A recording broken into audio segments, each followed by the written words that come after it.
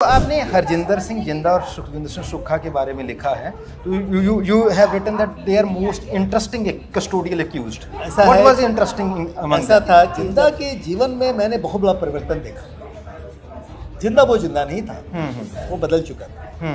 बदल करके उसमें एक शहादत का जुनून था। अच्छा। शहादत का एक जुनून था उसके अंदर जो मैंने देखा। और he was fully committed to the cause. फर्क आ गया उसके जीवन में, उसकी सोच में फर्क आया, ये मैं कह सकता हूं। जब 1984 में जो हमारे सिख भाई बहनों के खिलाफ जो एक राइट हुआ, इससे मैं बहुत दहल गया, बहुत ज़्यादा। जब धीरे धीरे देखा गया तो पता लगा कि 3000 लोग जो मारे गए, उनमें से हमारे डिस्ट्रिक्ट में कैजुअलिटी मुश्किल से 18-20 लोगों की हुई। जो रंगनाथ मिश्रा कमीशन जिन्होंने इंक्वायरी की, कमेटी ने इंक्वायरी की, उन्होंने यही लिखा कि अगर सेंट्रल दिल्ली में जो इतना सेंसिटिव था, वहाँ पे अगर आमोद कंठ के लीडरशिप में अगर सिखों को बचाया जा सका और इतने कंट्रोल किए गए सिचुएशन, तो और डिस्ट्रिक्ट में क्यों नहीं हुआ, ये सवाल उठा। जिस दिन ये इंदिरा गांधी की मौत हुई, मैं समझ गया कि कुछ होने वाला है, बहुत भयानक चीज़। तो ऐसी सी कहानियाँ हैं। 5 दिन लगातार मैं सड़क पे ही था, 5 दिन लगातार मैं फाइट कर रहा था अपनी टीम के साथ। ये कहना है कि जो मैंने सारा माहौल देखा, वो मेरे जीवन का सबसे भयानक, सबसे अजीब माहौल था, जिसने मुझे वो नहीं छोड़ा जो मैं था उस दिन के बाद। अच्छा। बहुत बड़ी गलती हुई थी कमिश्नर पुलिस से कि कमिश्नर पुलिस ने किया ये था कि एक ऑर्डर इशू कर दिया था कि जितने सिख ऑफिसर हैं वो अपने हथियार को जमा कर दें और चले जाएं। हमने उस ऑर्डर को चेंज कराया। अच्छा। और हमने कहा कि आज वो हथियार जमा कर देंगे या आज वो घर चले जाएंगे, कल क्या होगा। और आपको सुन के ताज्जुब होगा कि हमारे जितने भी ऑफिसर थे उनमें उनका बहुत आउटस्टैंडिंग रोल था। कुछ लोगों को थोड़ी चोट लगी, 2-3 जगह मैंने खुद जाकर उनको बचाने की कोशिश की और बचाया। जिथों तक छां तख्त दी अग्गां ही अग्गां, चौक चुराहे सड़दियां पग्गां ही पग्गां। हरमिंदर महबूब ਦੀਆਂ ਇਹ ਲਾਈਨਾਂ ਨੇ 1984 ਦੇ ਵਿੱਚ ਜੋ ਸਿੱਖ ਮਾਸਿਕਰ ਹੋਇਆ, ਚਾਹੇ ਜੂਨ ਦੇ ਵਿੱਚ ਜਾਂ ਨਵੰਬਰ ਦੇ ਵਿੱਚ, ਉਸ ਦੇ ਬਾਬਤ ਲਿਖੀਆਂ ਗਈਆਂ ਨੇ। ਉਸ ਦੇ ਬਾਰੇ ਬਹੁਤ ਕੁਝ ਕਿਹਾ ਗਿਆ। ਸਭ ਤੋਂ ਵੱਧ ਜਿਹੜੇ ਸਵਾਲ ਉੱਠੇ ਨੇ ਉਹ ਲਾਅ ਇਨਫੋਰਸਿੰਗ ਏਜੰਸੀਜ਼ ਦੇ ਰੋਲ ਦੇ ਉੱਪਰ ਉੱਠੇ ਨੇ। ਜਦੋਂ 1984 ਨਵੰਬਰ ਦੇ ਵਿੱਚ ਜਿਹੜਾ ਵਾਇਲੈਂਸ ਹੋਇਆ, ਉਸ ਦੇ ਵਿੱਚ ਦਿੱਲੀ ਪੁਲਿਸ ਦਾ ਜੋ ਰੋਲ ਰਿਹਾ, ਉਸ ਨੂੰ ਲੈ ਕੇ ਕਾਫੀ ਜਿਹੜੀ ਹੈਗੀ ਹੈ ਨਾਰਾਜ਼ਗੀ ਰਹੀ ਹੈ ਸਿੱਖ ਭਾਈਚਾਰੇ ਦੇ ਵਿੱਚ। ਸਾਰੇ ਜਿਹੜੇ ਇਨਸਾਫ ਪਸੰਦ ਲੋਕ ਨੇ, ਸਾਡੇ ਨਾਲ ਇੱਕ ਅੱਜ ਅਜਿਹੀ ਸ਼ਖਸੀਅਤ ਨੇ ਜਿਹੜੇ ਕਿ ਬਹੁਤ ਸੈਂਟਰਲ ਰੋਲ ਦੇ ਵਿੱਚ ਸੀ ਉਸ ਸਾਰੇ ਸਮੇਂ ਦੇ ਦੌਰਾਨ। ਮੇਰੀ ਮੁਰਾਦ ਹੈ ਅਮੋਦ ਕੇ ਕਾਂਤ। ਇਹ ਉਸ ਟਾਈਮ ਤੇ deputy commissioner of police in central Delhi ਸੀਗੇ ਤੇ ਰਿਟਾਇਰ ਹੋਏ ਨੇ DG police Arunachal and Goa. ਤੇ ਹੁਣ ਪ੍ਰਯਾਸ ਨਾਂ ਦੀ ਇੱਕ NGO ਹੈਗੀ ਆ, 1988 ਤੋਂ ਲੈ ਕੇ ਹੁਣ ਤੱਕ ਉਹਦੇ ਲਈ ਕੰਮ ਕਰ ਰਹੇ ਆ।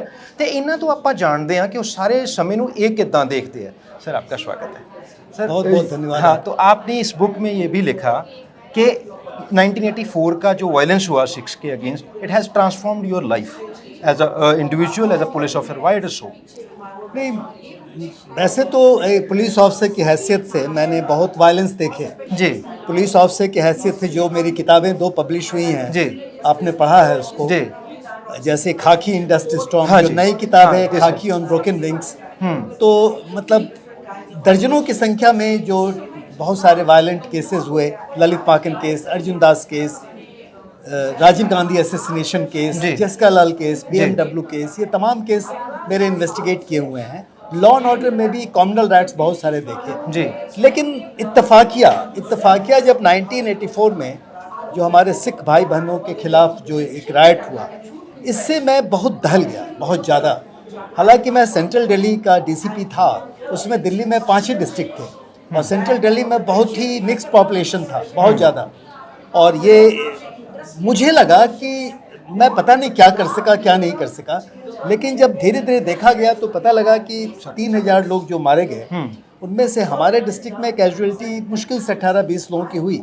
और कारण ये बताया गया, जो रंगनाथ मिश्रा कमीशन जिन्होंने इंक्वायरी की, कमेटी ने इंक्वायरी की, उन्होंने यही लिखा कि अगर सेंट्रल दिल्ली में जो इतना सेंसिटिव था, वहाँ पे अगर आमोद कंठ के लीडरशिप में अगर सिखों को बचाया जा सका और इतने कंट्रोल किए गए सिचुएशन, तो और डिस्ट्रिक्ट में क्यों नहीं हुआ, ये सवाल उठा। ये एक अजीब सवाल था।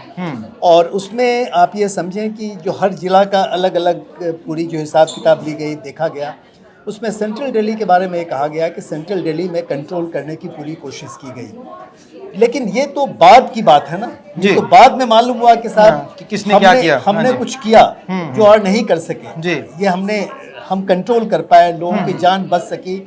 कुछ कहानियां हैं ऐसी जिसकी मैं क्या बताऊं आपको, ऐसी सी कहानियां हैं। 5 दिन लगातार मैं सड़क पे ही था, 5 दिन लगातार मैं फाइट कर रहा था अपनी टीम के साथ। इसमें कोई शक की बात नहीं है कि हमारे जितने भी हमारे शागिर्द थे, मेरे ज़िले में शागिर्द थे, उसमें कम से कम 6-7 SHO जो थे वो सिख थे। और हमने कभी भी अलाउ नहीं किया कि वो लोग बैरक में वापस जाएं। हमने अलाउ नहीं किया कि अपने जॉब को छोड़ें। बल्कि एक बहुत बड़ी गलती हुई थी कमिश्नर पुलिस से कि कमिश्नर पुलिस ने किया ये था कि एक ऑर्डर इशू कर दिया था कि जितने सिख ऑफिसर हैं वो अपने हथियार को जमा कर दें और चले जाएं। तो हमने उस ऑर्डर को चेंज कराया। अच्छा। और हमने कहा कि आज वो हथियार जमा कर देंगे या आज वो घर चले जाएंगे, कल क्या होगा। इसलिए उनको खड़ा रहना है, उनको फाइट करना है। और आपको सुन के ताज्जुब होगा कि हमारे जितने भी ऑफिसर थे उनमें उनका बहुत आउटस्टैंडिंग रोल था। कुछ लोगों को थोड़ी चोट लगी, 2-3 जगह मैंने खुद जाकर उनको बचाने की कोशिश की और बचाया। मेरा ये कहना है कि जो मैंने सारा माहौल देखा वो मेरे जीवन का सबसे भयानक, सबसे अजीब माहौल था, जिसने मुझे वो नहीं छोड़ा जो मैं था उस दिन के बाद। अच्छा, तो जैसे आपको पर्सनली इतना इफेक्ट हुआ, तो where you see the Delhi police as a law enforcing agency failed during November 1984?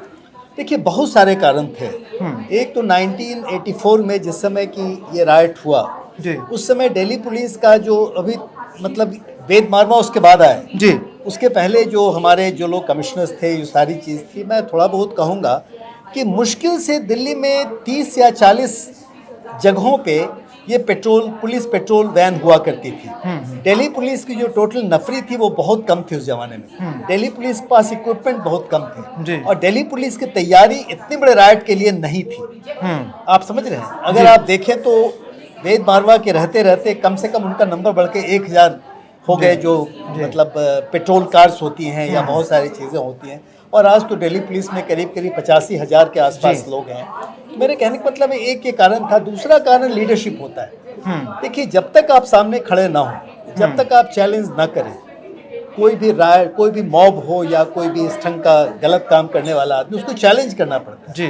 अगर आप सिर्फ भीड़ को देख के भाग जाए और भीड़ को टैकल करने की कोशिश ना करें तो बहुत मुश्किल है। जहाँ तक मेरी बात है, उन 5 दिनों में, यानी जिस दिन ये इंदिरा गांधी की मौत हुई, मैं समझ गया कि कुछ होने वाला है, बहुत भयानक चीज़। और मैंने जितने हमारे सिविल डिफेंस के लोग थे, होम गार्ड के लोग थे, पुलिस के लोग थे, उनके सबों को मैंने इकट्ठा करके हर जगह डिप्लॉय किया और लगातार छोटे बड़े मॉब को हम लोगों ने टैकल किया। और यही वजह थी कि हम कंट्रोल कर पाए। तो जैसे आपने कहा कि आपने एंटीसिपेट किया, but we have interviewed mister Rahul Bedi from the Indian Express who has broke the story of Trilokpuri. वहाँ पे जब मैसेकर हुआ तो उन्होंने कहा कि they have approached at that point of time in November 1 को तो टू निखिल कुमार को जब उन्होंने अप्रोच किया एज अ जर्नलिस्ट के समथिंग हैज़ हैपेंड, तो निखिल कुमार रिप्लाइड के I am here paying, I am a guest, I am a paying guest. तो such a indifference of a police officer और a leading position, what was the reason? देखिए, निखिल कुमार का तबादला हो चुका था जी, और मैं तो था उस जमाने में। और निखिल कुमार ने ये कहा कि मैं गेस्ट आर्टिस्ट कहा। यस। मैं समझता हूँ कि ये स्टेटमेंट उनको नहीं देना चाहिए था। ये बहुत गहरी सिचुएशन थी। उस सिचुएशन में वो स्टेटमेंट मैं समझता हूँ कि शायद वो समझ नहीं पाए कि इस ढंग का बयान देने से क्या महसूस किया जाएगा। और रही बात लोगों की कि लोगों ने किस ढंग से कंट्रोल किया, तो ये मैं मानता हूँ, मैं एकदम मानता हूँ। चूँकि जब जितने सारे आप जान रहे हैं कि रंगनाथ मिश्रा कमीशन के साथ बहुत सारे कमेटी, नानावती कमीशन, ये तमाम चीज़ आई, सबों ने लोगों को गलत पाया। लोग कोई मतलब नहीं बनता है, पुलिस का कोई मतलब नहीं बनता है कि वो साइड ले ले। पुलिस का सिर्फ एक ही मतलब होता है कि वो जिंदगी को बचाए। कहीं अटैक हो रहा है तो उसको रोके। अगर पुलिस ये सोचने लगे कि वो कौन है, किस जाति के हैं, किस समाज के हैं, तो एकदम गलत होता है। शायद वो नहीं कर पाए जी, आप समझ रहे हैं। और जो स्थिति हुई आप जानते हैं। तो आप कैसे देखते हो इसको, मतलब कि जैसे आपने सारा बताया, तो उसके बाद जो रिएक्शन हुआ ट्रांजिस्टर बम के हवाले से, या आपने ललित माकन का केस भी देखा है, या जनरल वैद्य का भी देखा है, तो वो सारे का एक्सपीरियंस आपका क्या था सिख मिलिटेंट्स के हवाले से? देखिए, हमने लिखा भी है। आपने देखा होगा, मैंने किताब में कुछ अजीब सी बात लिखी है जो बहुत लोग सवाल भी कर सकते हैं। जितने लोगों को ट्रांजिस्टर बॉम्ब ब्लास्ट केस से बड़ा कोई केस नहीं हुआ। आपको पता है कि बॉम्बे में बहुत लोग मारे गए 1993 में। उसके पहले का ये सबसे बड़ा ऑर्गेनाइज्ड केस था। जो भी एक्सट्रीमिस्ट जो हमारे लोग थे, जितने ग्रुप थे उस जमाने में, उन लोगों ने इकट्ठे होकर के 5 स्टेट में ये काम किया। 80 के पास आसपास ट्रांजिट से बॉम्ब फटे, 85 लोग मारे गए, 150 लोग इंजर्ड हुए। जी। ये इत्तेफाक था कि 2 दिन के अंदर मुझे इन्फॉर्मेशन मिल गई। और मेरे इन्फॉर्मेशन मिलने की वजह सिर्फ ये होती है कि मेरा कम्युनिटी कांटेक्ट हरदम से बहुत अच्छा रहा है। कम्युनिटी लोग का बड़ा विश्वास होता है मेरे ऊपर, तो मुझे मालूम हुआ और ये केस वर्कआउट हो गया। लेकिन मैंने एक बात लिखी है, इसमें अधिकतर लोग जिन लोगों ने बॉम्ब प्लांट किया उनके खिलाफ ये एविडेंस आया, कुछ भी आया, तो ये पता लगा कि उनमें उन लोगों के पीछे कोई क्रिमिनल बैकग्राउंड नहीं था। क्रिमिनल बैकग्राउंड नहीं था, ये बात लिखा है मैंने ये बात कही भी है। ये सिर्फ एक अंदर से जो उनके एक भयानक एक तूफान था उनके दिल में, या जो एक इस ढंग की बात हुई कि उनके परिवार को मार दिया गया, उनके साथ ज्यादती हुई, इसका बदला लेने की भावना जो एक होती है, या अपना कहना कि ये गलत था और हम करेंगे, उन लोगों ने सिर्फ ये काम किया और काम पे वापस चले गए। आप समझ रहे हैं मेरी बात? जी। उनको बॉम्ब दिया गया, उन्होंने प्लांट किया, उसके पहले कुछ नहीं, उसके बाद कुछ नहीं। तो वो स्पॉन्टेनियसली से हुआ, तो जो सिख मिलिटेंसी थी उन्होंने उनको इनकॉर्पोरेट कर लिया अपने लिए, जो उनको अनफेयरली रिप्रेजेंट किया गया मीडिया में, आप समझते हो वो अनफेयर था? देखिए ऐसा है, ये तमाम बातों के बारे में बहुत मुश्किल है आज कुछ कहना, सिवाय इसके कि देखिए सवाल ये कि अधिकतर जो इस ढंग की चीज़ें होती हैं, आप समझ रहे हैं, उसमें कहीं ना कहीं एक इमोशंस की, बड़ी स्ट्रॉन्ग इमोशंस की बात होती है, और वो इमोशंस का एक मतलब होता है। ठीक है, तो हम लोग फिलहाल इस बात को यहीं तक रोकें। तो आपने हरजिंदर सिंह जिंदा और सुखविंदर सिंह सुक्खा के बारे में लिखा है, तो you have written that they are most interesting custodial accused. What was interesting among ऐसा था कि जब जिंदा को मेरी टीम ने 2 बार अरेस्ट किया। जब जिंदा एक ड्रग पेडलर था जी, और पंजाब के बॉर्डर पे ड्रग पेडलिंग करता था जी, तो मैंने पकड़ा, हमारी टीम ने पकड़ा, मैंने उसको इन्वेस्टिगेट किया, इंट्रोगेट किया। उसके पहले ललित मांकन, अर्जुन दास मारे गए थे। लेकिन लोगों को तब भी विश्वास नहीं था। वेद मारवा भी सोचते थे कि शायद ये इसने नहीं मारा होगा। आप समझ रहे हैं? बिल्कुल। उसके बाद जिंदा को फिर अहमदाबाद पुलिस लेके गई और वहाँ से वो वहाँ से भाग गया। वो भागने के बाद फिर हम लोगों ने पकड़ लिया दूसरी बार, समझ रहे हैं? उसमें अजीत डोल जैसा हमारे साथ। जी। तो वो जो पकड़ा गया, पकड़ने के बाद जिंदा ने मेरी तो दोस्ती भी करी थी उससे, बल्कि हम दोनों एक ही रंग का बूट पहनते थे। वो मेरी डायरी भी उसको याद रहती थी जी। लेकिन जिंदा के जीवन में मैंने बहुत बड़ा परिवर्तन देखा। जिंदा वो जिंदा नहीं था, वो बदल चुका था। बदल करके उसमें एक शहादत का जुनून था।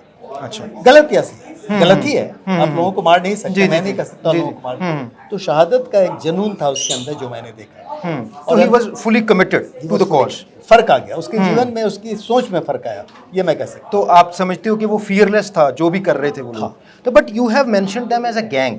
तो इंडियन पुलिस या इंडियन मीडिया में ये होता है कि जो पॉलिटिकल वायलेंस है, तो like there is a difference between a criminal and a political crime तो क्राइम ही है।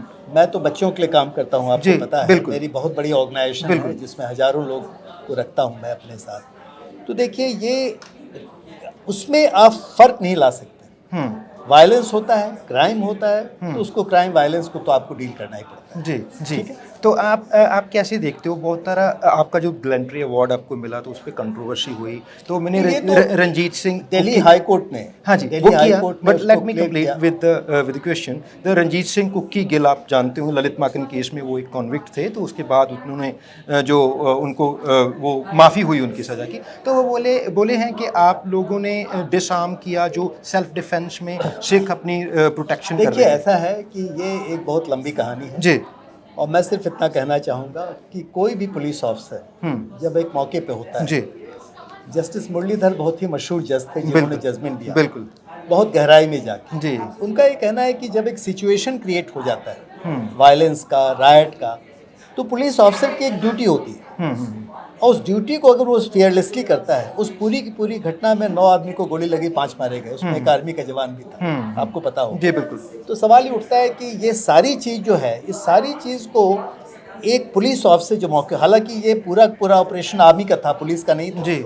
आर्मी ऑपरेशन कर रही थी, हम लोग आर्मी के साथ, तो उसमें एक रोल होता है। मैं बस इतनी बात कह सकता हूँ, इसके अलावा कुछ नहीं। आप कैसे देखते हो the situation could have been avoided? बहुत सारा कुछ कहा गया है, कहा गया है कि आर्मी बुला लेते तो ये तमाम सिचुएशन, जैसे डेवलप किया, वो डेवलप करता रहा, उसको अवॉइड नहीं किया जा सकता। ठीक है, थैंक यू। ठीक है, मेरा लास्ट सवाल आपसे, तो अभी आप पुलिस रिफॉर्म्स के बारे में भी लिखते हो, नहीं, अभी मैंने खाकी इन ब्रोकन विंग्स जो किताब है, हाँ जी, खाकी इन ब्रोकन विंग्स में अभी 4 बड़े बड़े केसेस हैं। जेसिका लाल केस, पीएमडब्ल्यू केस, चार्ल्स सोबरा जी। केस और रमेश शर्मा केस। और मैंने लिखने की कोशिश की है कि देश में जो आपका पूरा का पूरा स्ट्रक्चर है जी, क्रिमिनल जस्टिस सिस्टम का, जी, वो स्ट्रक्चर जब तक आप बदले नहीं, यहाँ की कानून व्यवस्था, यहाँ का क्रिमिनल जस्टिस सिस्टम ठीक नहीं हो सकता है। मैं स्ट्रक्चरल चेंज की बात कर रहा हूँ। जी, जी, थैंक यू, बहुत बहुत थैंक यू।